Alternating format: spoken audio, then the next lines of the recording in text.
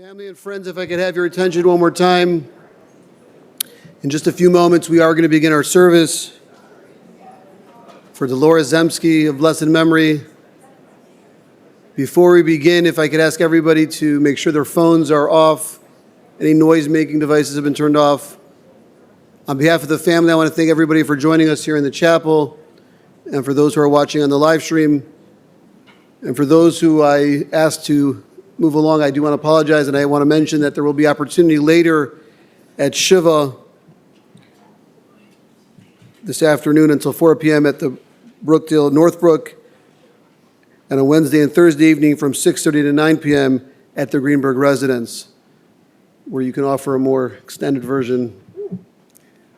And again, I do apologize.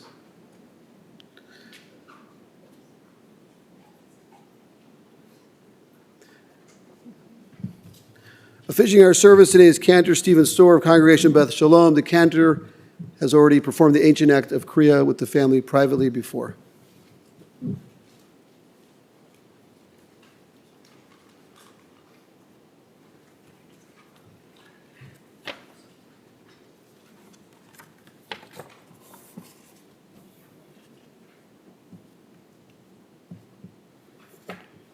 The Jewish people respond to death with 3 words of blessing. In English, those words are praised is the judge of truth. Thus, we begin with that bracha, which some of the family members have recited when they cut kriya, the small ribbon that they're wearing to indicate the loss that they're feeling inside. So I offer Baruch Dayan HaEmet, praised is the judge of truth. Adonai Natan, Adonai Lakach, Yehi Shem Adonai Mevorach. It is God that has gifted us the beautiful life of Delores Zemsky, and though he has taken her soul back to the heavens, we continue to praise God's name for having touched shoulders with her. The words of Ecclesiastes, a season is set for everything and a time for every experience under the heavens. There are times to be born and times to die, times to plant and times to harvest, times for war and time for peace. The time of mourning, of grieving, is a very difficult one, I understand. It is one filled with many beautiful, beautiful memories, and yet there are some very deep emotions when someone leaves us. I'd like to begin our service with the recitation of Psalms that we can connect Dolores' spirit, her soul, her essence to the tradition of our people that she so loved and with the eternity of God. It'll be the 23rd Psalm that I'll sing in Hebrew and then ask you to read from the pamphlet, the English, with me, please. Mizmor LeDavid, Adonai roi lo echsar, benoteh sheyarbitzeni, al mei menuchot yenahaleni, nafshi yeshovev yancheni v'magle tzedek leman shemo. Gam ki elech beget samavet lo irarai ki atai madi. Shiftecha umishantecha himayenachamuni.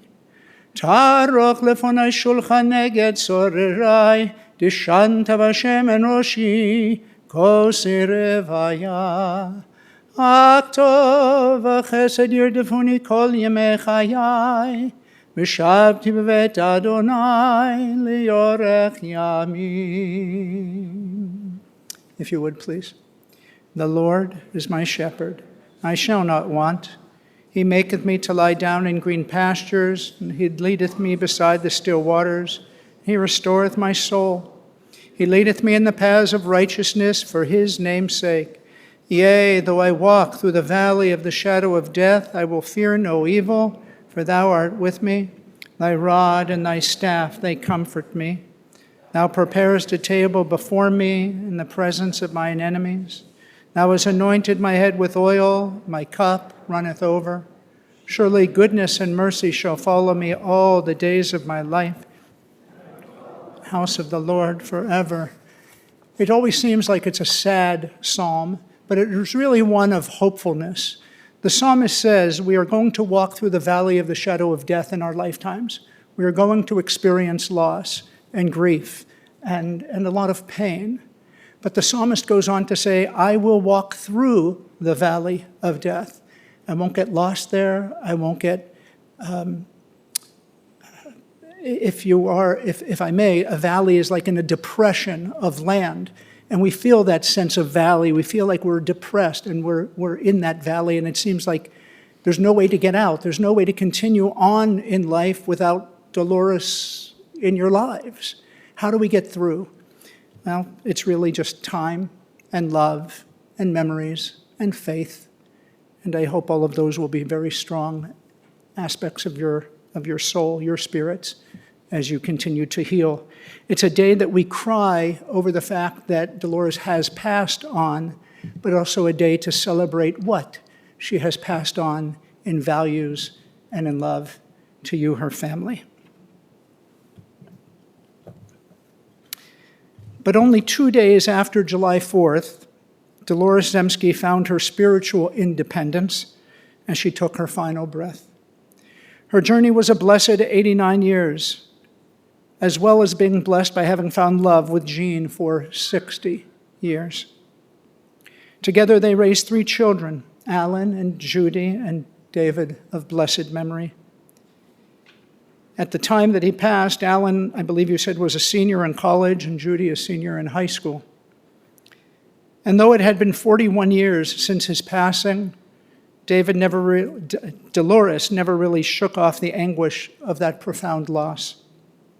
She did get on with her life, but never over the loss of David. Later in life, into her hearts would come Jean and Dolores, and they would have Jeanette and Sam join the family. Eventually, they were gifted their cherished names of Bubby or Bubbles and Puppy from their grandchildren, David, Ariel, and Leah. Dolores found Bubby or Bubbles very fitting, but she said she didn't want to be married to an old Zeta, and so they crowned him Papa. Dolores was born the youngest of 4 children to her parents Sadie and Louis Schultz. She had 2 older brothers, Bill and Herman, who sadly have passed on, and a sister, Betty, who is here with us today. As Dolores matured, being the youngest, she would become an aunt to her siblings' children,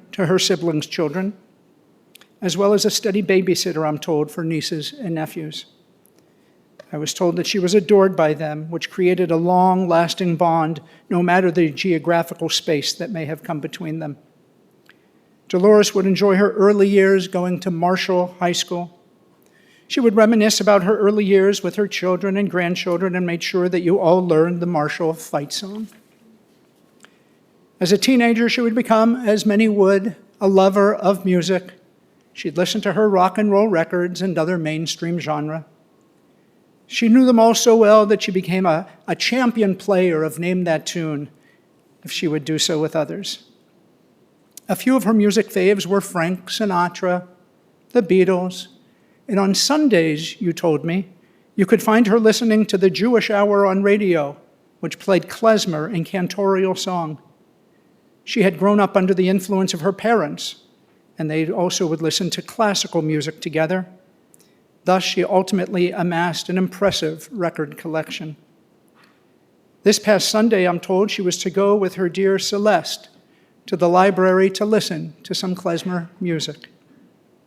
About 2 weeks ago at Brookdale, I had the pleasure of visiting Dolores as I was performing a Jewish music concert, and she sang along with me. Back to the story of her youth. Dolores would matriculate to Roosevelt University, where she earned her teaching degree. She put that to good use as a first-grade teacher. Loving all of the young students was fulfilling to her, but she was also interested in finding a life partner. And she would eventually meet a charming Jean Zemsky at a JCC dance.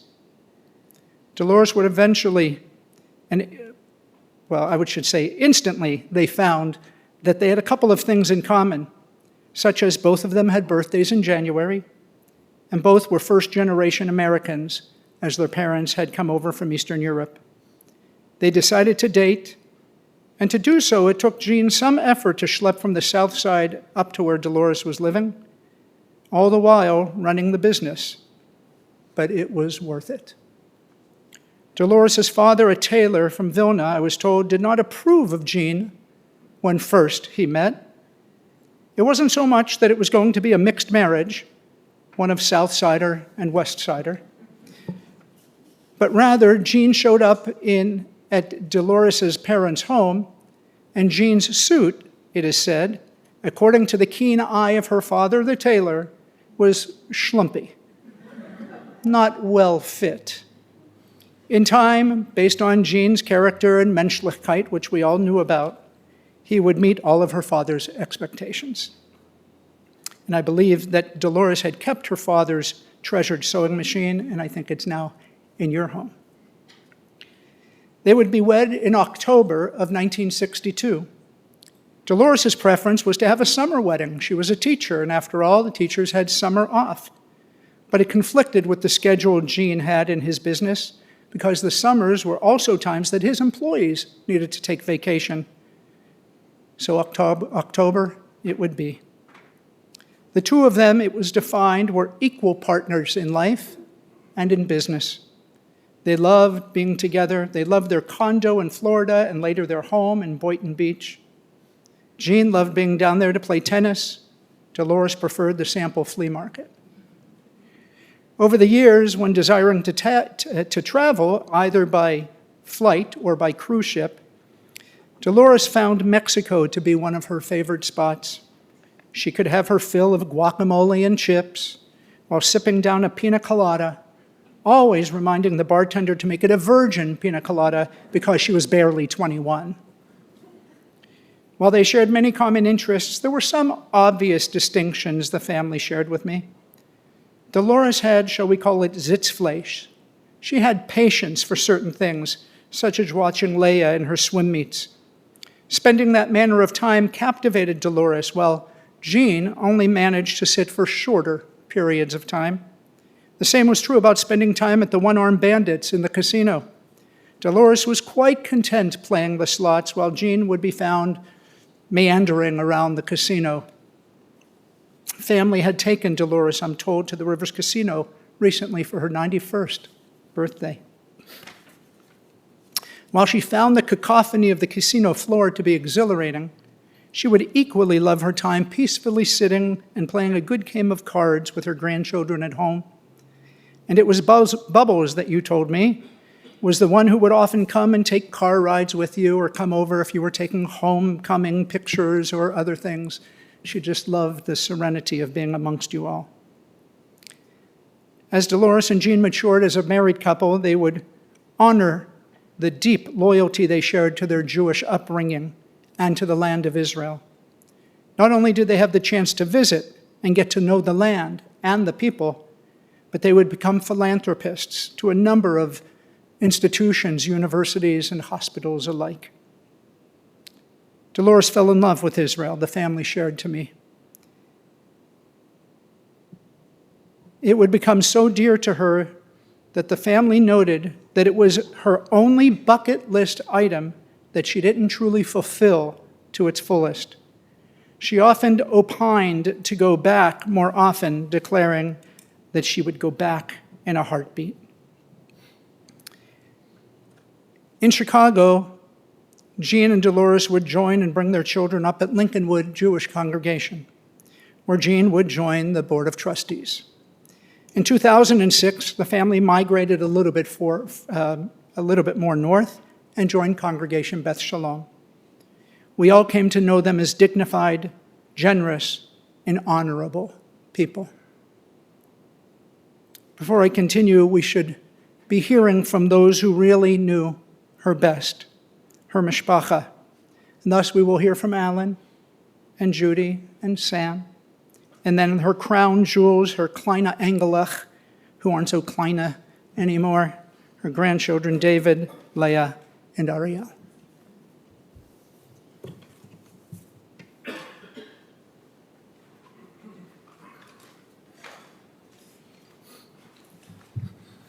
Mom, you've truly been an inspiration for me. It was really hard growing up making sure that David was taken care of. You always encouraged me to do my best and never give up.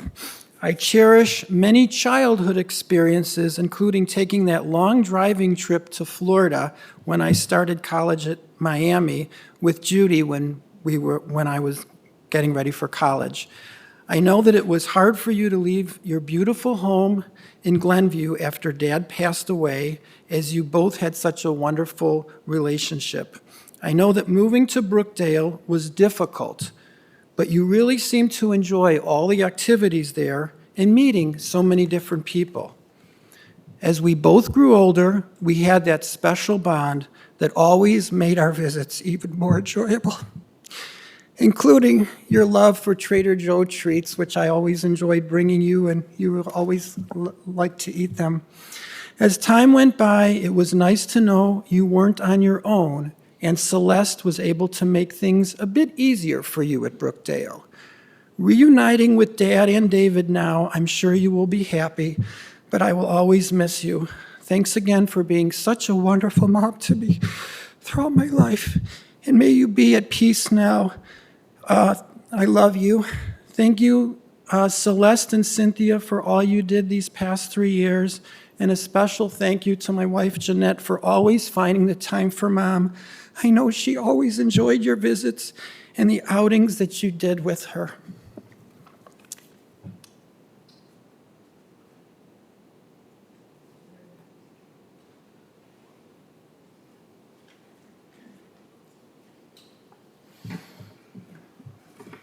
Can't see.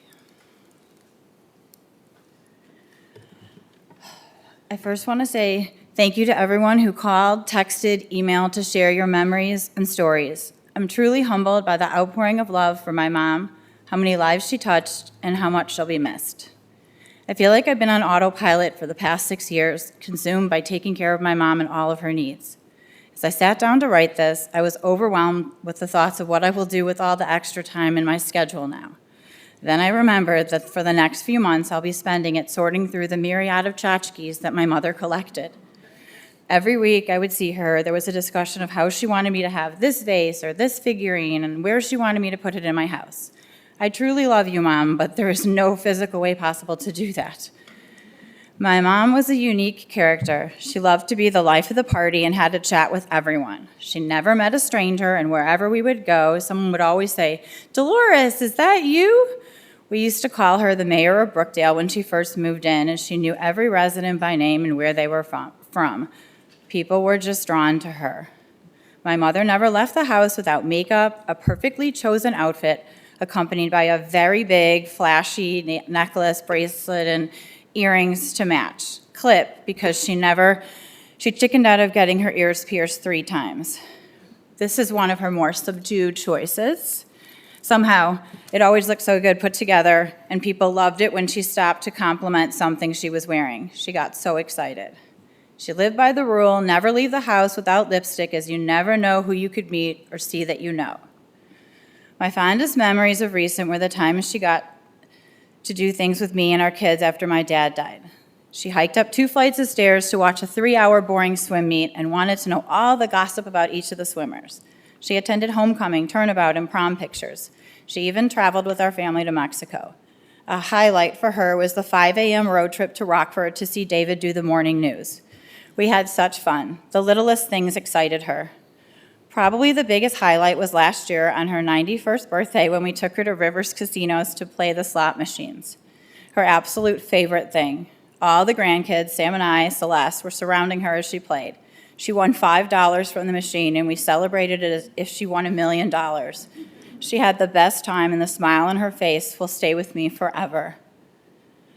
I don't know where to start to thank her amazing caregiver, Celeste, her Filipino daughter from another mother. I honestly don't know what I would have done without you, and you gave my mom a reason to live. You and Cynthia took such good care of her, and we cannot thank you enough. I know she didn't always make it so easy. Mom, thank you for lighting up the room with your presence all these years. It just won't be the same without you. We will truly miss you, but you will live on in each of us. I love you.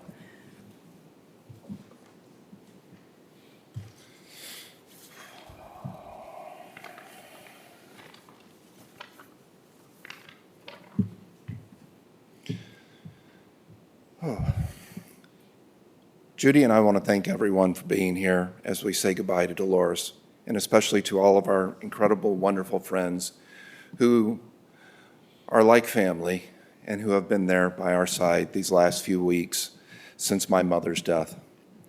I'm not going to rehash Dolores' achievements. They are too many to list, and Delores never liked long, rambling eulogies. Rather, I want to talk about my relationship with Delores. It all started when Judy met some guy from Houston, Texas.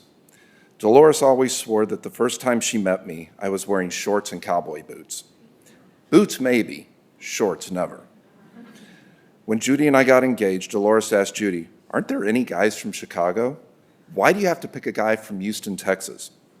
Judy answered, "Because I love him," followed by her standard joke, "No one else asked." I think Delores was afraid that I might take her only daughter back to Houston.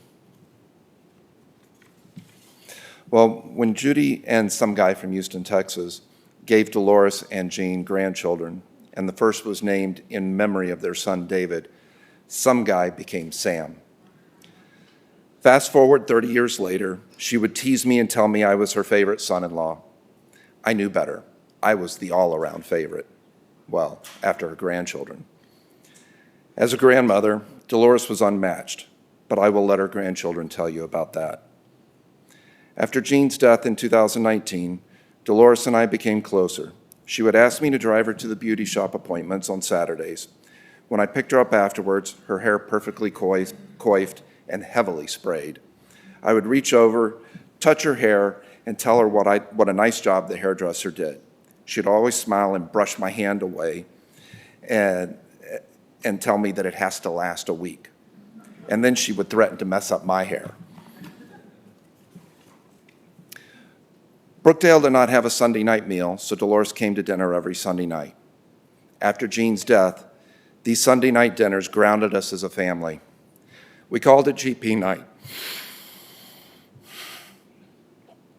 David and Reagan would come in from Rockford, Leah would come from the city, Ariel would FaceTime from Indy or Miami or London or wherever she happened to lay her head.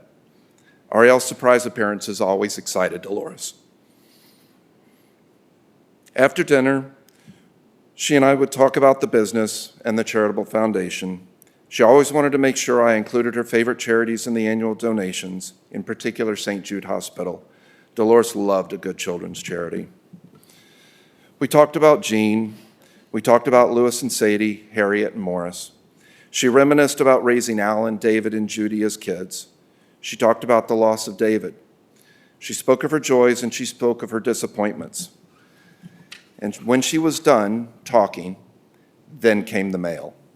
An insurance bill to be paid, a letter from JUF, a dozen letters from Blue Cross Blue Shield, a bill from Brookdale.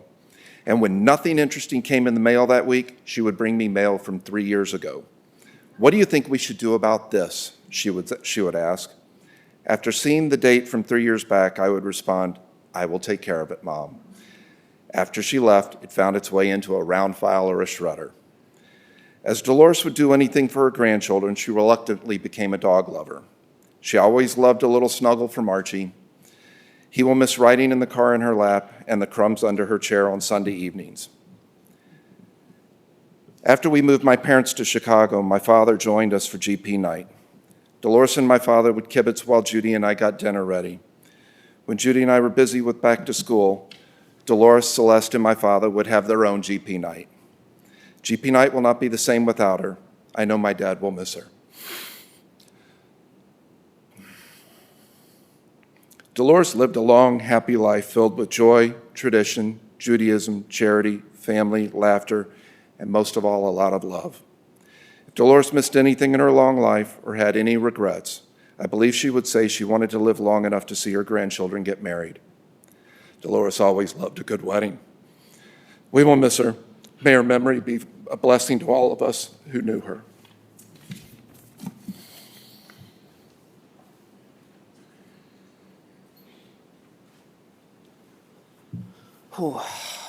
Been to too many of these recently. So from now until January 1st, 2026, I will be strictly attending any future gatherings on Zoom. It is not personal, I'm out of bereavement days, so, sorry. Only way I know how to really get through this is with a little bit of laughter, so if you feel so inclined, don't be shy. I like to think that my grandmother, at least, she didn't love all my jokes, but she at least appreciated the humor in it, so this is for you, Bubby. Our Bubby was your stereotypical Jewish Bubby, little neurotic. She never let us leave without taking food, not necessarily because she was worried that we'd go hungry, but because she didn't like having leftovers in the fridge. So we always left Bubbies with a little food, some kesef in our pocket, and a few new Yiddish words in our vocabulary, just to prove to her that I remember some of them because she was always surprised that I did. I'll try and weave some of them into this speech here. She was a Bubby in a way that she never judged you, but you'd know for sure she didn't like something. Now, if you know me, one thing I cannot do is I can't grow facial hair, can't grow a full beard. So if I showed up to her place a couple days unshaven, she'd kind of look at me and say, "Oh, I see you're growing a beard." And I'd jokingly reply, "Yeah, you like it?" And she'd kind of look at me and then chuckle and go, "No." Or when I get a haircut that was buzzed on the sides, and she'd ask me, "You got a haircut?" And I'd say, "Yeah, you like?" She'd look at it, "Oh, yeah, it's really short." Things like that. But that's what made her a Bubby. What also made her a Bubby was her deep, deep love for her grandchildren. I always thought her long, wet, and loud kisses on the cheek were a little bit gross, but I knew how much they meant to her. The nachas she felt for each and every one of our accomplishments are memories that will stick with us for a lifetime. I'll never forget the look on her face anytime I showed her a picture or a video from work. She'd gaze intently at it with a big grin and say, "Hey, I know that guy. He's so handsome." When I was in Rockford, I'd call her and she'd say, "Every time I watch the news, I always look for the weather in Rockford." I knew it was her way of feeling close to me, even though I'd grown up and moved away. All the Narishkeit that I was up to at work and would share for the world to see on Facebook, I knew she loved watching and just seeing me happy. Next to the love for her grandkids was her love for Judaism. Being Jewish meant the world to her and to Poppy. The Jewish custom of Lador Vador, which means from generation to generation, is something they instilled in us from a young age, hoping to keep the customs and traditions of our people alive. That is something I intend to pass down to my kids, just as you did with us.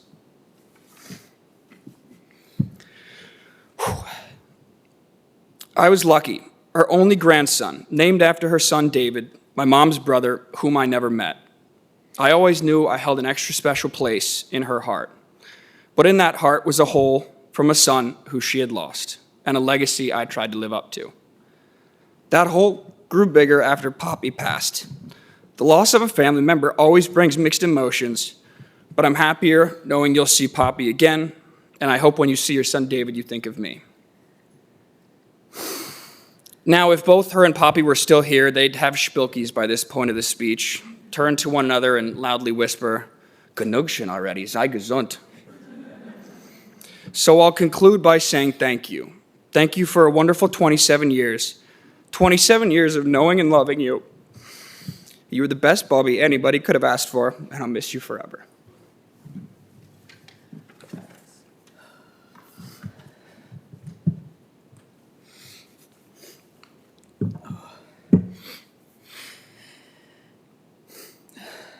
Bubby, I'm struggling to come to terms with never being able to see you again. It was only a couple days ago that I saw your infectious smile when I gave you your London bag that you had asked me for back in April. You beamed with joy and cherished my gift. I will never forget that smile. You were the best Bubby any grandchild could ask for, and we three are living proof of that. You were the definition of a Bubby in every sense of the word. Loving, supportive, funny, and full of wisdom.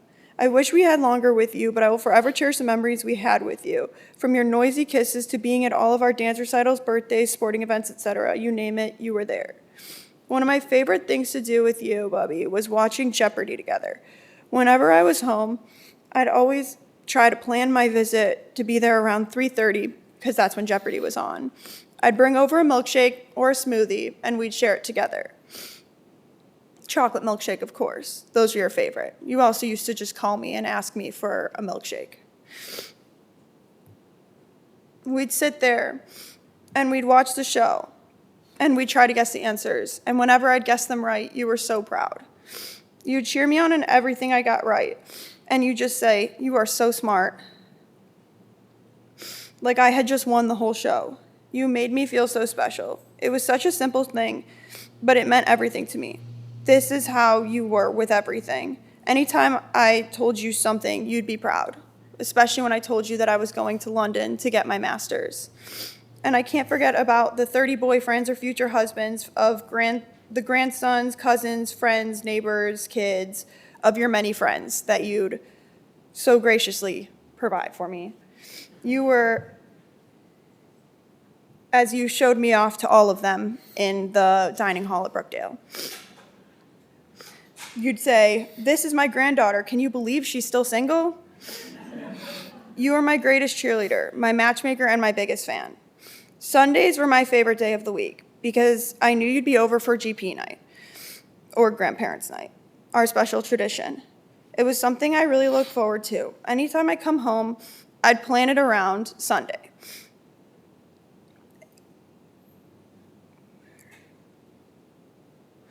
No matter what was going on, GP night always felt like home, and that's because you were there. We used those words. Life won't be the same without you, Bubby, but I'm grateful for 25 wonderful years with you. I love you a bushel and a peck.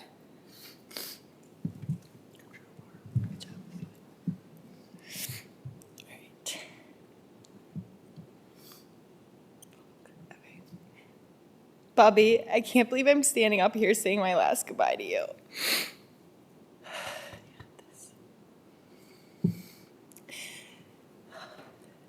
I can't thank you enough for the most incredible 24 years. We were truly the luckiest grandchildren to be able to have you as our Bubby. I know I speak for so many people when I say your warmth, your smile, your hugs, and your love will be deeply missed. Some of my most treasured memories are the summers we spent together, especially when I would tag along with you to the bathing beauties, as Poppy called them. I'll never forget all your handwritten cards in the beautiful cursive that none of us could read, but we saved them anyways because we knew they were from you. And of course, our FaceTime calls. We'd see your face for a brief minute, and instantly we were looking at either the ceiling, up your nose, or the inside of your ear, but that's what made the FaceTime calls that much more exciting. During my senior year of high school, I somehow finessed GBN to give me an early dismissal during my free period at the end of the day to take care of you. Our afternoons were nothing short of boring. I'd pick you up, bring you back to the house. We'd eat Malamars, make milkshakes. You'd teach me a couple Yiddish words. I'd, of course, incorporate kvetching, verwees, or schwitzing into almost all my conversations with you. I'd then ask you about your childhood and your life growing up, and then you'd ask me about the gossip with all my friends. At 3:30, we made sure to turn on Jeopardy, and you'd clap so loud when I knew that one answer. After Jeopardy was over, we'd switch over to lessons on the phone or the computer. I'd give you a step-by-step sheet with all the directions, even including what-if scenarios, and somehow you'd leave, and I would receive a call from you in a panic saying, "There's umbrellas floating on the computer screen, and this isn't on the paper." You weren't just my Bubby. You were my safe place, my best friend, and my fiercest supporter. I will never forget the day I told you I was going to get my doctorate. Your eyes lit up. You were overjoyed to finally have a doctor in the family, even if I had to remind you that I would not be holding a stethoscope in the end. Still, in your heart, I was your doctor, and you made sure to tell all your doctors that I was your doctor. And that pride meant more than anything. You were always so proud of us. You talked to strangers in the grocery store and introduced us as if we were royalty. These are my grandchildren. And we knew if we came to visit you at Brookdale, it was only acceptable to come during mealtime so that you could parade us from table to table. After I was diagnosed with celiac, I started baking gluten-free desserts, and you were always my first and most loyal taste tester. Whether or not it actually stayed in your mouth or ended up discreetly tucked into a napkin didn't matter. You always said delicious, and I believed you. But I know my famous guacamole was something you'd never lie to me about enjoying. You'd lick the plate clean and scrape the sides of the bowl to ensure you had some to take home with you. But of all the roles you played in life, none meant more to you than being a bubby. You wore that title like a crown. I'll miss your loud, slobbery kisses with lipstick smudges on the cheek. The way you'd ask, "Is that new?" about my necklace, even though I'd worn it 100 times. And of course, eyesies, nosies, and earsies. Bubbles, my heart aches knowing you won't be here to see me be a real doctor. But I feel you with me. I carry your strength, your love, your laughter, and that unwavering pride you had everywhere you go. I hope you get to play Jeopardy with Alex Trebek and Poppy. I love you, Bubbles. A bushel and a peck and a hug around the neck.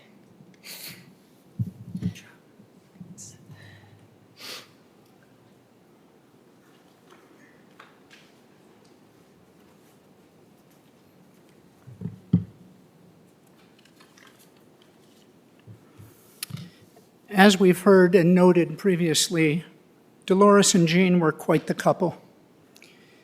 In the community, Jean often cast a pretty large shadow due to his business notoriety, his savvy, a man who had grown to be a visible influencer in so many realms.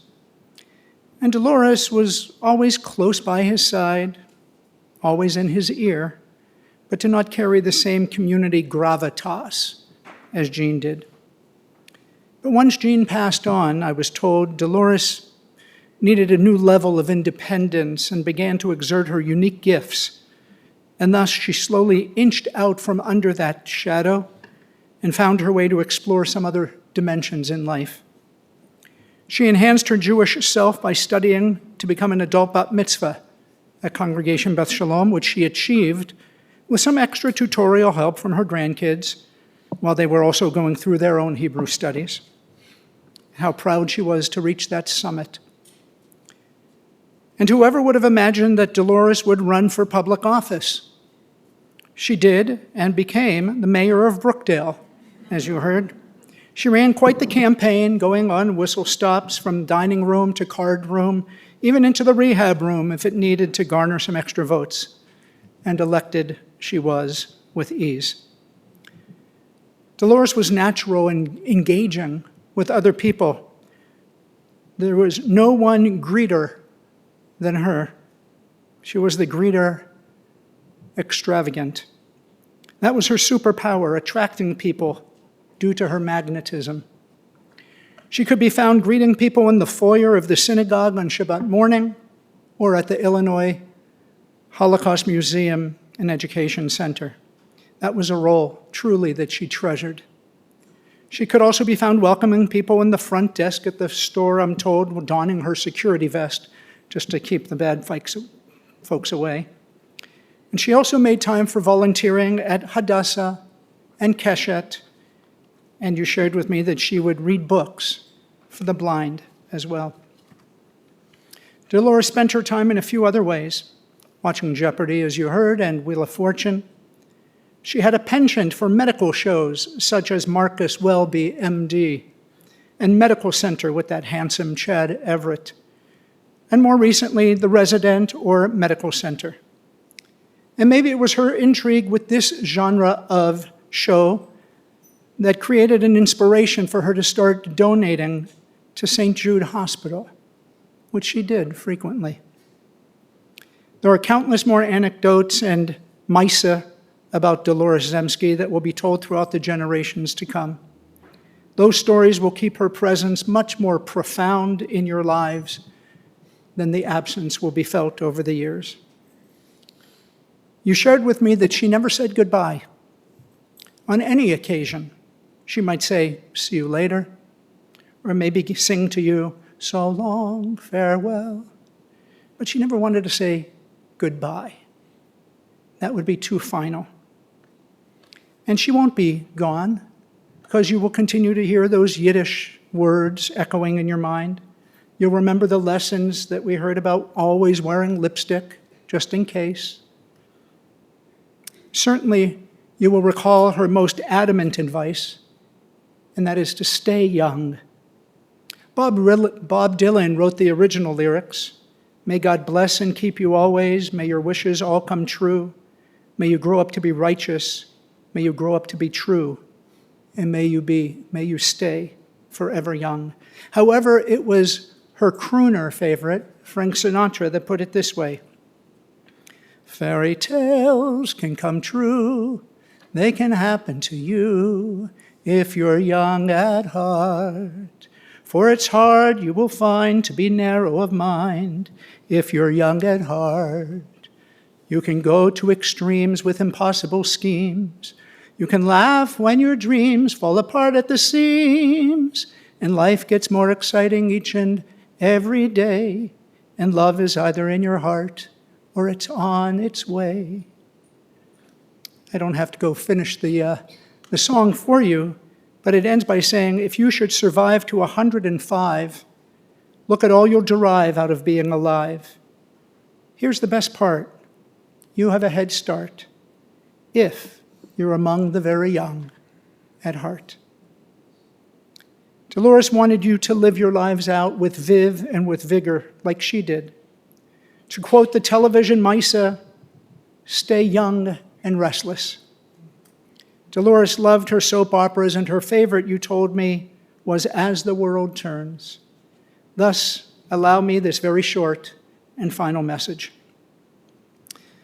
Like the many soap operas of her era, Delores was a guiding light to each of you, and she loved all her children. And as we have but one life to live, we must count the days of our lives and stay young and restless when it comes to being a true participant in life. Someday, as the world turns, each of us shall come to the edge of night and be confronted by dark shadows. Our final moments may be filled with sadness. But Delores would mandate that your lives go on as you search for tomorrow.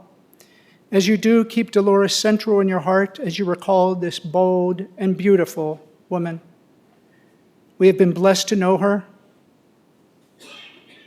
as she was blessed to have found love and have built such a dynasty over which she quelled each and every day. We bid her shalom, to now go in peace. Amen. We're coming to the end of our service, which are the memorial prayers. If you're comfortable to stand, let me please invite you to do so.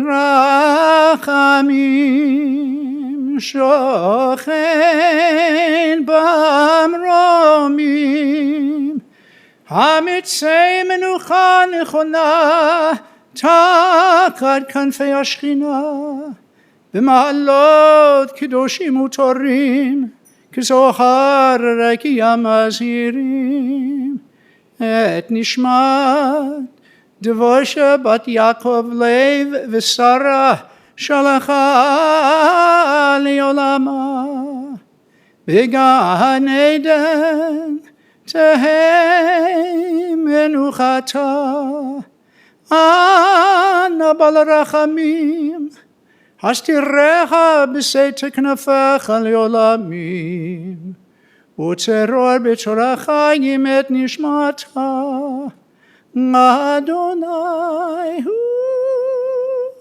nachalata v'yanucha v'tanuach b'shalom al mishkava v'nomar Amen.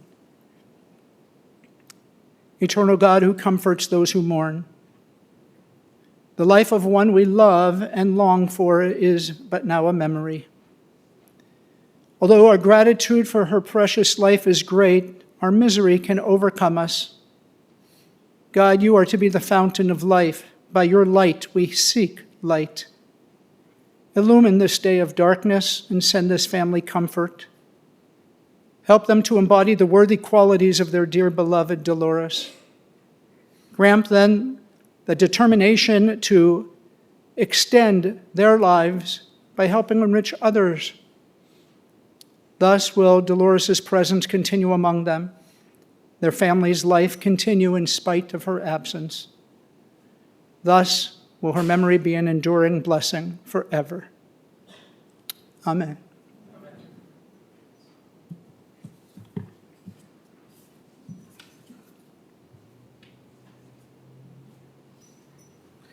Friends, you may be seated for a moment. This concludes our service here at the chapel. Interment will take place immediately at the family plot at West Lawn Cemetery in Norwich. Upon return from the cemetery, the family will be sitting Shiva at Brookdale, Northbrook, 4501 Concord Lane until 4 p.m. this afternoon, as well as later that evening, this evening, from 6:30 to 9 p.m. at the Greenberg residence, 3615 Torrey Pines Parkway in Northbrook, and then again Thursday evening from 6:30 to 9 p.m. as well. That information is available on the service folder you received on the way in. If you didn't get one, there's several available on the way out. The family will be joining in procession to the cemetery. Anybody who wishes to follow along may certainly do so. If you're going in procession, please make sure you obtain an orange funeral safety sticker, which can be placed on the inside passenger side of your windshield. For initial measure of safety, we'll be placing magnetic flags on rooftop of your vehicles throughout the procession. While in procession, please make sure your bright lights and hazard lights are on at all times. Please drive as closely to the car in front of you as safety permits, especially as we go through intersection. We want to avoid any large gaps. Please avoid talking on a cellular device while en route to the cemetery. Memorial contributions can be made to the Eugene and Delores Zemsky Charitable Foundation, 4181 South Archer Avenue, or to the charity of your choice. The following individuals have been asked to serve as pallbearers when I call your name. If you could please rise and stand next to Dolores' casket. Jeanette Zemsky, Sam Greenberg, David Greenberg, Ariel Greenberg, Michelle Deneen, and Stephen Fain. At this time, I'm going to ask everyone to please rise as we escort the casket, the family, and the cantor from the chapel.